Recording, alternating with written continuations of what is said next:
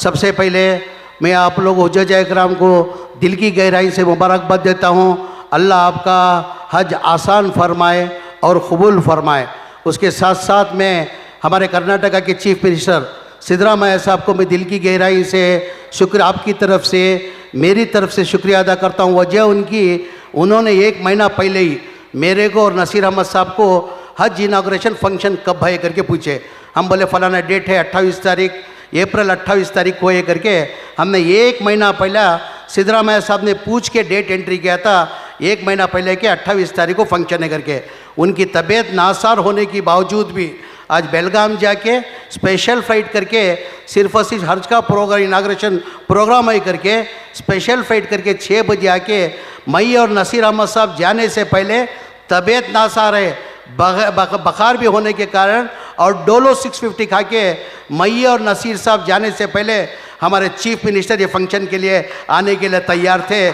मैं आपकी तरफ से, मेरी तरफ से दिल की गहराई से उनका शुक्रिया अदा करता हूँ। ज़्यादा ना बात करते हुए, क्योंकि चीफ मिनिस्टर साहब की तबीयत नासार होने की वजह से मैं ज़्यादा ना बात करते हुए मैं सिर्फ मेरी 5 मिनट के लिए मेरी बात को ख़त्म करता हूँ। आप अच्छी तरह जानते हैं कि पिछली बार जो हज का जो कोटा था उससे ज़्यादा एप्लीकेशन थे। इस बार का अल्लाह का मैं लाख शुक्रिया अदा करता हूँ।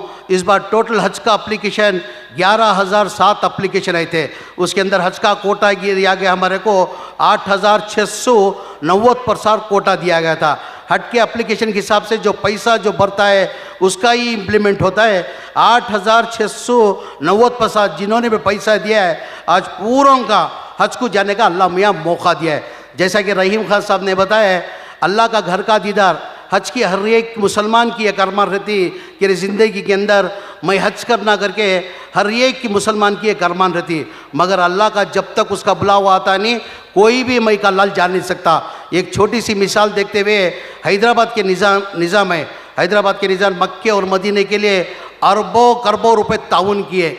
यानी कभी अल्लाह के घर का दीदार करने होता नहीं, अल्लाह जिसको चाहता उसको ही अल्लाह बुलाता। अल्लाह ने आपको आज बुलाया है। उसके साथ में अब अल्लाह में आप लोग को बुलाया और उसके साथ में कर्नाटका का जो प्राइवेट जो कोटा होता है, जैसा कि नासिर अहमद साहब ने बताया MP ने 50,000 हर साल उनका कोटा हुआ करता था। इस बार वो कोटा लेस करके अभी तक फाइनलाइज नहीं हुआ। यानी हर एजेंट को जो है एजेंट के हिसाब से जैसा वो एजेंट होता है, जो बड़ा एजेंट होता है उसको 100 का कोटा दिया जाता था। जो छोटा एजेंट होता है उसको 50 का कोटा होता था। पूरे हिंदुस्तान के अंदर तमाम जगह बट कर क्या करते थे, प्राइवेट ऑपरेटर्स को देते। इस साल जो है 50,000 का कोटा रिड्यूस करके मेरे शायद अभी तक फाइनल नहीं हुआ बोलते, खाली 20% के कोटा देने का तय करें। जिसका 50 था खाली उसको 8 हाजियों का कोटा 8 हाजियों का जाने का मौका मिल रहा। मगर ये बोलने का मकसद क्या है, अल्लाह मियाँ उनको बुला नहीं सकते क्यों 3-4 महीने ही ऑलरेडी वो लोग टिकट भी बुक कर लिए, रिफंडेबल टिकट भी बुक कर दिली सब उन्होंने। टोटल मेरे ख्याल से कर्नाटका के अंदर प्राइवेट ऑपरेटर की तरफ से 2,000 करोड़ रुपए पेमेंट किया गया है। फ्लाइट्स के अंदर किसने बेरोगड़ा साहब को अच्छी हिंदी आती है, प्राइवेट ऑपरेटर हर साल 50,000 का कोटा दिया जाता था सर। वो देखते हुए वो क्या होता है, सऊदी अरेबिया के अंदर क्या होता है, एडवांस में रूम बुक करना पड़ता था। यानी पूरे हिंदुस्तान की बात कर रहा हूँ, पूरे इंडिया की बात कर रहा हूँ, कम से कम 2,000 करोड़ रुपए हमारे इंडिया से पेमेंट जाके हर एजेंट उसके हिसाब से उसकी जितना उसका कोटा था वो हिसाब से ऑलरेडी उधर मक्के और मदीने के अंदर रूम भी बुक करा दिया। और रिफंडेबल अनरिफंडेबल टिकट बोलते हैं, जो रिफंडेबल अनरिफंडेबल मतलब क्या होता है, थोड़ा कम चार्जेस में मिलता है। वो ऑलरेडी 50,000 हाजियों के लिए वो टिकट भी एजेंट लोग बुक कर दिए थे। मगर अल्लाह मियाँ का उनको जाने का, अल्लाह मियाँ जब तक उनका बुला नहीं हुआ था अल्लाह मियाँ जाता नहीं। आप लोग से भी एक आज़ीज़ानो गुजारिश है, जो कल हज्जाज इकराम कल की शाम की फ़्लाइट है, जो हज्जाज इकराम जा रहे, अल्लाह के वास्ते जैसा जाके पहुँचते उन हाजियों को भी अल्लाह मियाँ उनकी भी जो अरमान है अल्लाह पूरी करना करके आपसे गुजारिश करता हूँ।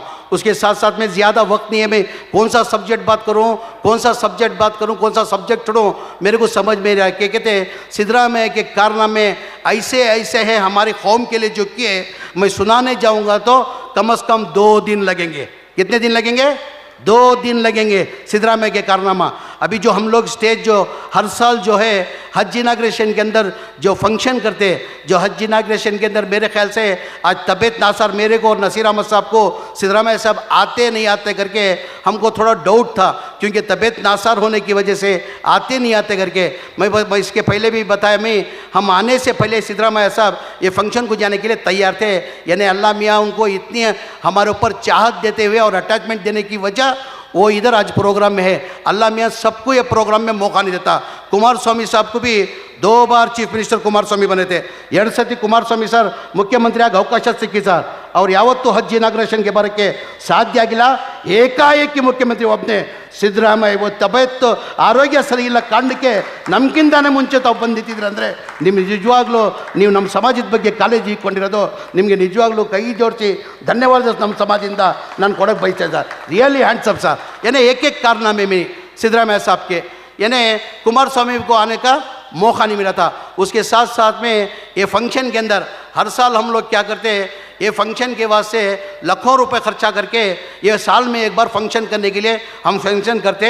पिछली बार जब सिद्धरामैया साहब आए थे, ये हर शम तुम फंक्शन करते उसके लिए कितना खर्चा आता बोले, हम 60 से 70 हज़ार रुपये खर्चा आता बोले तो नहीं, उसको एक बार बजट में लेके आते, मैं अप्रूव करता हूँ करके एक बार ये परमानेंट स्ट्रक्चर बनाने के लिए 10 करोड़ रुपए सैंक्शन करके कहते हैं 10 करोड़ रुपए सैंक्शन करे, परमानेंट सैंक्शन करना करके। जब पिछली हुकूमत थी सिद्धरामैया साहब जब मुख्यमंत्री थे 2-4 डिवीजन के अंदर हज हाउस बनना करके डिसाइड किए थे। उसके अंदर मंगलूर के अंदर एक हज घर बनना करके डिसाइड किए थे और गुलबर्गा के अंदर हज घर बनना करके डिसाइड करके वो टाइम पे 2016 के अंदर ही 10 करोड़ रुपए रिजर्व करे थे। बाद में 2018 के अंदर हमारी गवर्नमेंट चली गई, BJP Janata Dal coalition government आई थी, बाद में बीजेपी हुकूमत आ गई, उसके अंदर तामीर नहीं हुआ था। आज सिद्धरामैया वापस हमारी कांग्रेस हुकूमत के आने के बाद हमारे सिद्धरामैया साहब ने आदेश दिया है, मैं खुद आता हूँ, मंगलूर का हज का संघीय बुनियाद का काम मैं करता हूँ करके 16 तारीख को हमारे चीफ मिनिस्टर साहब मंगलूर का हज घर के लिए आज उन्होंने डेट दिया है, 16 तारीख को संघीय बुनियाद हो रहा है। उसके साथ साथ में और एक मैं दिल की गहराई से हमारा इनायतुल्लाह करके जो सूरत कल के जो हमारे कांग्रेस के कैंडिडेट थे, बहुत सालों से जगह का मसला चल रहा था, गवर्नमेंट से भी जो एक जगह अलर्ट किए थे वो सही जगह ना होने की वजह से कोई वहाँ लोकल माने नहीं, हो ये नहीं होना करके बहुत सालों से वो पेंडिंग था। तो इनायत करके जो हमारी पार्टी से जो कैंडिडेट थे पिछले साल 2023 के अंदर सूरत कल से जो कैंडिडेट थे वो कैंडिडेट सामने से आके अल्लाह उनको हिदायत दे के 1 एकड़ 8 गुंठे लगभग 2 एकड़ जगह कम अज़ कम मेरे ख्याल से एक 7-8 करोड़ की जगह रहेगा फ्री हज कमेटी को उन्होंने को ही वही जगह को हमारे सिद्धरामैया साहब 16 तारीख को संघीय बुनियाद का मैं काम करता हूँ को तय कर कोई हमारे रहीम खान साहब और एक हमारी गुलबर्गा के अंदर भी 6 तारीख को शायद 6 तारीख को रहीम खान साहब 6 तारीख को फिक्स कर कोई ना 6 तारीख को हमारे रहीम खान साहब संघीय बुनियाद का काम कनीज फातिमा मैडम बहुत दिन से हमारे एमएलए मैडम का भी डिमांड था कि जल्द से जल्द उधर का संघीय बुनियाद का काम करो करके वो भी इंशाल्लाह 6 तारीख को रहीम खान साहब फिक्स कर कोई वो भी उसका संघीय बुनियाद के लिए दोनों जगह के लिए 2017 के अंदर सिद्धरामैया साहब ग्रांट दिए थे 10 करोड़ मंगलूर के लिए 10 करोड़ गुलबर्गा के लिए और ज़्यादा पैसे की ज़रूरत पड़ेगी तो सिद्धरामैया साहब ने वादा किया है बेहतरीन हजगर बनना दोनों जगह और अगर पैसे की ज़रूरत पड़ी तो मैं देता हूँ करके हमारे चीफ मिनिस्टर साहब ने वादा किया है। उसके साथ साथ में आप अच्छी तरह से जानते हैं कि ये हज कैम्प के अंदर सालाना जो है जो हज का सीज़न जो होता है उस टाइम पे हम लोग 1 महीने के लिए प्रोग्राम करते हैं, बाकी 11 महीने प्रोग्राम खाली हुआ करता था। तो हमारी हुकूमत आने के बाद हमारे चीफ मिनिस्टर सिद्धरामैया साहब से बात करके साहब ये 11 महीने खाली रहता है, फिर हज कैम्प हम जब करते हैं जब उसके लिए खर्च करके करना पड़ता है तो उस वजह से इसके अंदर में IAS IPS KS coaching centre डालता हूँ करके चीफ मिनिस्टर साहब से मैं परमिशन लेके ये साल से 400 बच्चों को हज कैम्प के अंदर IAS IPS KS coaching centre डालना करके ये बार हमने शुरुआत की।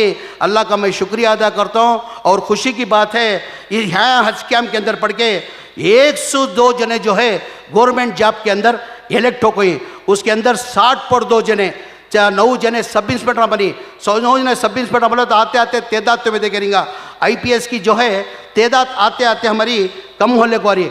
आज जो सब इंस्पेक्टर बनिया उसकी 30 पर 3 साल उसकी सर्विस थी, जाते जाते रिटायर्ड हुआ तो ने एसपी डीसीपी होको एडिशनल एसपी होको रिटायर्ड होता। वैसे 9 जने जो ही आज सब इंस्पेक्टर हमारे हज कैम्प में पढ़को सब इंस्पेक्टर हम बन कोई। उसके साथ में 50 पर 3 जने कांस्टेबल बनी, हेड कांस्टेबल 50 पर 3 जने बनी। कांस्टेबल मतलब उन्हें रिटायरमेंट तक उसकी 30 पर 3 साल की सर्विस के अंदर कम से कम उन्हें इंस्पेक्टर होको रिटायर्ड बनता। तो हमारी हज कैंप सर, ये हज कैंप ಏನು ಮಾಡ್ತಾರೆ ಸರ್, ಪ್ರತಿ ವರ್ಷ ಒಂದೇ ಒಂದು ವರ್ಷದಲ್ಲಿ ಒಂದೇ ತಿಂಗಳಿಗೆ ಹಜ್ ಕ್ಯಾಂಪ್ಗೆ ನಾವು ಯೂಸ್ ಮಾಡ್ತೀವಿ ಸರ್. 11 ತಿಂಗಳು ಈ ಹಜ್ ಕ್ಯಾಂಪ್ ಬಂದ್ ಮಾಡಿ ಇಡ್ತಾ ಇದ್ದೀವಿ ಸರ್. ಹಾಗಾಗಿ ನಮ್ಮ ಸರ್ಕಾರ ಬಂದಾದಮೇಲೆ ತಾವೇ ಒಪ್ಪಿಗೆ ಕೊಟ್ಟು ನನಗೆ ತಮ್ಮ ಬಂದು ಕೇಳಿದೆ ನಾನು, ಸರ್ 11 ತಿಂಗಳು ನಾವು ಕ್ಲೋಸ್ ಮಾಡಿ ಇಟ್ಟಿರ್ತೀವಿ, ಇಲ್ಲಿ IAS IPS KS coaching centre ಆಗ್ತೀನಿ ಸರ್, ಒಳ್ಳೇದಾಗ್ತದೆ ನಮ್ಮ ಸಮಾಜಕ್ಕೆ ಅಂದಕ್ಕೆ ಗೋ ಹ್ಯಾಡ್ ಮಾಡು ಅಂತ ತಾವು ಪರ್ಮಿಷನ್ ಕೊಟ್ಟಿರಿ ಸರ್. 2025 ಆ ಮಾಡಿದ್ದಕ್ಕೆ ಕಾರಣಕ್ಕೆ ಇವತ್ತು 400 ಜನನ IAS IPS ಕೋಚಿಂಗ್ ಸೆಂಟರ್ ಇಲ್ಲಿ ಕೊಡ್ತಾ ಇದ್ದೀವಿ ಸರ್. ಅದರಲ್ಲಿ ಖುಷಿ ಅಂತಂದಿದ್ರೆ ನನಗೆ 102 ಜನ ಗೋರ್ಮೆಂಟ್ ಡಿಪಾರ್ಟ್ಮೆಂಟಲ್ಲಿ ಆಯ್ಕೆ ಆಗಿದ್ದಾರೆ ಸರ್. ಅದರಲ್ಲಿ 69 ಜನ ಪೊಲೀಸ್ ಡಿಪಾರ್ಟ್ಮೆಂಟಲ್ಲಿ, 53 ಜನ ಹೆಡ್ ಕಾನ್ಸ್ಟೇಬಲ್ಗಳಾಗಿದ್ದಾರೆ, 9 ಜನ ಸಬ್ ಇನ್ಸ್ಪೆಕ್ಟರ್ ಆಗಿದ್ದಾರೆ, 5 ಜನ ರೆವೆನ್ಯೂ ಡಿಪಾರ್ಟ್ಮೆಂಟಲ್ಲಿ ಕೃಷ್ಣ ಬೈರೇಗೌಡ ಡಿಪಾರ್ಟ್ಮೆಂಟಲ್ಲಿ ಆಯ್ಕೆ ಆಗಿದ್ದಾರೆ. ಅಂದರೆ 102 ಜನ ಇಲ್ಲಿಂದ ಆಯ್ಕೆ ಆಗಿದ್ದಾರೆ. ಅದರಲ್ಲಿ ಟೋಟಲ್ 62 ಜನ ಒಬ್ಬ KSಗೆ ಒಬ್ಬ ಸೆಲೆಕ್ಟ್ ಆಗಿ ಇಂಟರ್ವ್ಯೂ ಆಗಬೇಕಂತೆ ಸರ್. ಸೆಲೆಕ್ಟ್ ಆಗಿದ್ದಾನೆ, ಫೈನಲ್ ಇಂಟರ್ವ್ಯೂ ಆಗಬೇಕು. ಅಲ್ಲನ ಮೇಲೆ ನನ್ನ ದೇವ್ರ ಮೇಲೆ ಅಲ್ಲನ ಮೇಲೆ ವಿಶ್ವಾಸ ಇದೆ, ಒಬ್ಬ ಇಲ್ಲಿಂದ ಅವನು IAS ಆಗ್ತಾರಂತ ನನ್ನ ವಿಶ್ವಾಸ ಇದೆ ಸರ್. KS ಅಲ್ಲಿ ಪ್ರಿಲಿಮಿನರಿ ಎಕ್ಸಾಮ್ ಅಂತ 62 ಜನ ಕೊಟ್ಟಿದ್ದಾರೆ ಸರ್. ಫೈನಲ್ ಎಕ್ಸಾಮಲ್ಲಿ ಏನದು ನೇಮ್ಸ್ ಎಕ್ಸಾಮ್ ಏನೋ ಕೊಡಬೇಕಂತ ಸರ್. ಅದರಲ್ಲಿ 62 ಜನದಲ್ಲಿ ಕನಿಷ್ಠ ಒಂದು 25 ಜನನೋ 30 ಜನ ಆಯ್ಕೆ ಆಗ್ತಾರಂತ ನನಗೆ ವಿಶ್ವಾಸ ಇದೆ ಸರ್. इसके साथ साथ में मैं बोल रहा ना, ये सिद्धरामಯ್ಯ साहब के बात करते हुए ನಿಮ್ಮ ಬಗ್ಗೆ ಹೇಳಕ್ಕೆ ನಮ್ಮ ಸಮಾಜಕ್ಕೆ ಮಾಡಿರೋದು ಹೇಳ್ತಾ ಹೋಗಿದೆ ಸರ್. 2 ದಿನ ಬೇಕಾಗ್ತದೆ ಸರ್, 2 ದಿನ ಹೇಳಿದ್ರು ಸಾಲದು. ತಾವು ಅಷ್ಟು ಮಾಡಿದ್ದೀರಾ ಸರ್, ಅಷ್ಟು ಮಾಡಿದ್ದೀರಾ ಸರ್. ತಾವು ನಾವು ಹೇಳಂಗೆ ಇಲ್ಲ.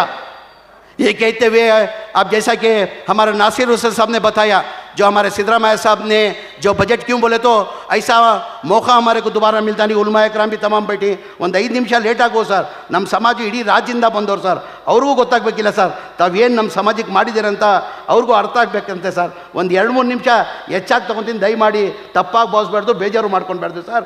2 ನಿಮಿಷ ಜಾಸ್ತಿ ತೊಗೊಳ್ತೀನಿ ಸರ್. जो हमारा 2013 से पहले बहुत से चीफ मिनिस्टर है, बहुत से चीफ मिनिस्टर गए, उन्होंने जो माइनॉरिटी जो ग्रांट था हमारे 400 करोड़ के ऊपर माइनॉरिटी ग्रांट कभी बढ़ा नहीं.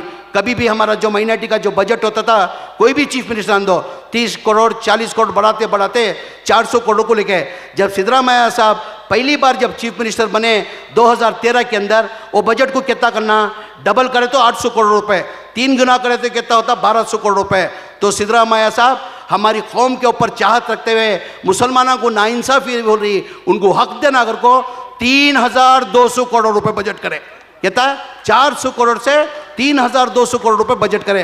उसके बाद कोलिशन गवर्नमेंट है, कोलिशन गवर्नमेंट के अंदर 30 पर 9 सीटें जीतने के बावजूद भी हमें बीजेपी को दूर रखना कर को, हमें अनकंडीशनल सपोर्ट कर को कुमार स्वामी साहब को चीफ मिनिस्टर बने, अनकंडीशनल चीफ मिनिस्टर बने. जब हम ना हमारी का सपोर्ट लेको, जब कुमार स्वामी साहब चीफ मिनिस्टर बने, हम ना मालूम हुआ कि जो सिद्धरामಯ್ಯ साहब जो बजट दिए थे वो बजट को इन्हों कम करने वाले हिंगर को मालूम होने के बाद हमें तमाम मुस्लिम कायदी लीडर पूरे जाको मिलको जाको कुमार स्वामी साहब के साथ बात करें. साहब ये मुश्किल से हमारे सिद्धरामಯ್ಯ साहब हम ना ग्रांट देखो इनसो, ये मेहरबानी से हम ना तुम्हें बड़े नहीं तो परवानी, ये ग्रांट हम ना कम नहीं करना कर को जाको कुमार स्वामी साहब को पूछे. कुमार स्वामी साहब इल्ला ने नहीं करता कर को बोल को, जब बजट प्रेजेंट करे 1250 कर को 1800 करोड़ को लगा को बजट ठहरा कर डाले. कहते का 1800 करोड़ को उन्होंने रास्ता कौन दिखाया, जनता दल ने कुमार स्वामी दिखाने की वजह से बाद में बीजेपी हुकूमत है 4 साल बीजेपी हुकूमत के अंदर 850 करोड़ को लगा को ठहरा कर दले.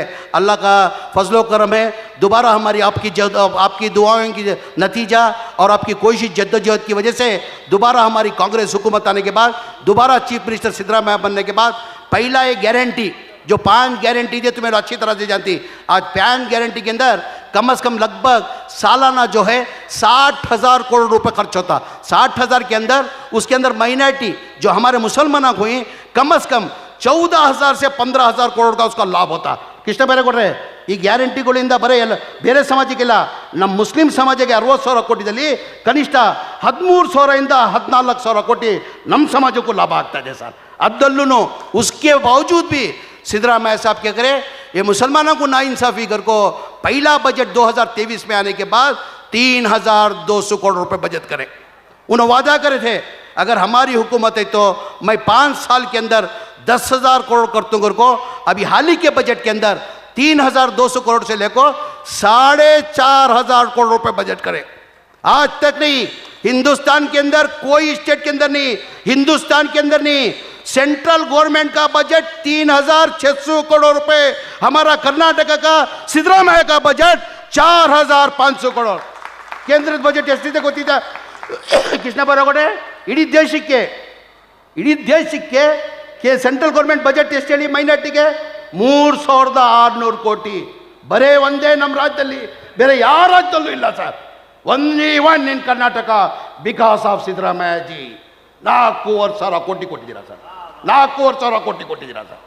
ಯಾವ ರಾಜ್ಯದಲ್ಲೂ ಇಲ್ಲ ಸರ್, ಯಾವ ರಾಜ್ಯದಲ್ಲೂ ಇಲ್ಲ ಸರ್. ये 4,500 जो करोड़ दिए, मैं 1-2 मिनट के अंदर मेरी ख़त्म करता हूँ. साहब की तबीयत नासार होने की तरफ से मेरे तरफ ही उनकी नज़र है, मेरे तरफ उनकी नज़र हट रही नहीं.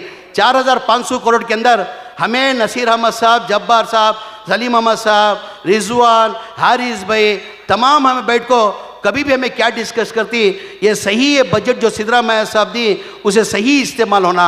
सही कहाँ इस्तेमाल होना? सही इस्तेमाल होना तो तालीम के अंदर हमें बहुत पीछे ही.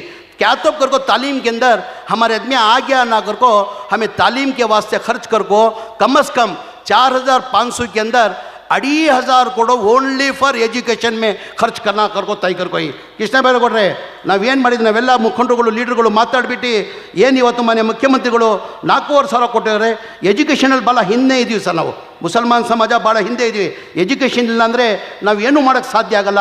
ಅವ್ರು ಎಜುಕೇಷನಲ್ಲಿ ಮುಂದೆ ಬರಬೇಕಂತ ಹೇಳ್ಬಿಟ್ಟು ನಾವೇನು ಮಾಡ್ತೀವಿ, 2,500 ಕೋಟಿ ಓನ್ಲಿ बिकॉज ऑफ एजुकेशन ಅಂತ ಕೊಡ್ತಾ ಇದ್ದು तालीम के वास्ते कर को खर्च करें. जैसा हमारी हुकूमत आने के बाद सिद्धरामैया साहब की 2023 के अंदर चीफ मिनिस्टर के बाद अल्लाह मियाँ मंजे मौका देने के बाद आज देखेंगे तुम्हें माइनॉरिटी जो स्कूल्स ही हमारे माइनॉरिटी स्कूल्स की जो स्ट्रेंथ जो थी 1,02,000 की स्ट्रेंथ थी. अब आपको 2 साल के अंदर हमारी स्ट्रेंथ 2,20,000 होगा. ನಮ್ಮ ಸ್ಟ್ರೆಂತ್ ಇದ್ದೀವಿ ಸರ್ 2023 ಮುಂಚೆ 1 ಲಕ್ಷ ಆಲ್ ಓವರ್ ಕರ್ನಾಟಕದಲ್ಲಿ ಇದ್ದಿದ್ದು 1,02,000 ಸರ್. ಈಗ 1.5 ವರ್ಷದಲ್ಲಿ ನಮ್ಮ ಸ್ಟ್ರೆಂತ್ ಬಂದು 2,20,000 ಆಗಿದೆ ಸರ್. ಅಂದರೆ ನಾವು ಜಾಸ್ತಿ ಆದ್ಯತೆ ನಾವು ಎಜುಕೇಷನಲ್ಲಿ ಕೊಡ್ತಾ ಇದ್ದೀವಿ. ಹಾಗಾಗಿ ज़्यादा बात करते हुए एक दुआ की दरख्वास्त करते हुए आज किस माहौल से हमें किस हालत से हमें गुजर रही तुम्हें अच्छी तरह से जानते मैं गुजारा नहीं करता. अल्लाह के पास जब जब तुम्हें काबा देखती, जो भी तुम्हारी दुआएं ही तुम्हारी पर्सनल तुम्हें दुआ मांग ले को काबा देखने के बाद अल्लाह मियाँ जो भी दुआ तुम्हें मांगती अल्लाह कबूल कर को हमना सब उसका यकीदा और यकीन हमना. तो तुम्हारे हज्जाज उकराम से एक आजीज़ाना गुजारिश करते हुए जैसा काबा को तुम्हें देखती, काबे को देखने के बाद तुम ना तुम्हारे ख़ानदान को तुम्हारे पूरे तुम्हारी फैमिली को पूछने के बाद हिंदुस्तान के वास्ते ख़ास कर पूछना, यहाँ के अमन के वास्ते ख़ास कर पूछना कि मुसलमान, हिंदू, मुसलमान, सिख, ईसाई पूरे चाहत से रहना और ख़ास कर हमारे ऊपर सिद्धरामैया साहब का साया रहना, खासकर उनके वास्ते दुआ करना. ऐसे सिर्फ एक चीफ मिनिस्टर था तो मैं छोड़ो नसीर साहब छोड़ो, दूसरे छोड़ो, एक हमारा कर्नाटका के अंदर ऐसा हमना रहबर हमना चीफ मिनिस्टर मिला तो मुसलमानों को कोई भी तकलीफ नहीं आती.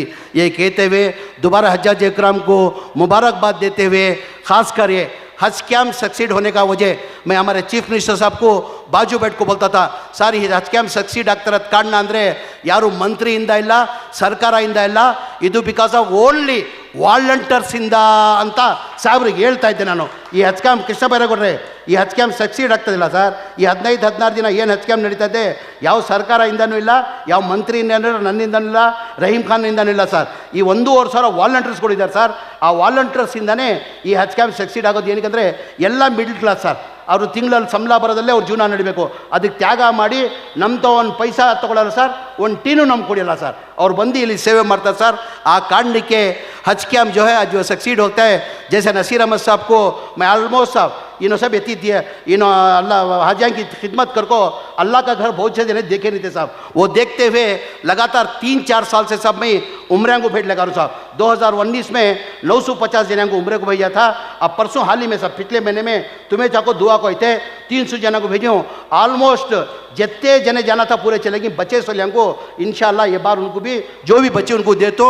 मगर ये भी मैं बोलता हूँ नसीर समद साहब महीने में भेजा सो। अब अल्लाह में बात क्या किसे दुआ करती हैं? अल्लाह का दीदार करो कर को और उम्रा करो हज करो कर को किसके पास दुआ करती हैं? अल्लाह के पास मांगती है।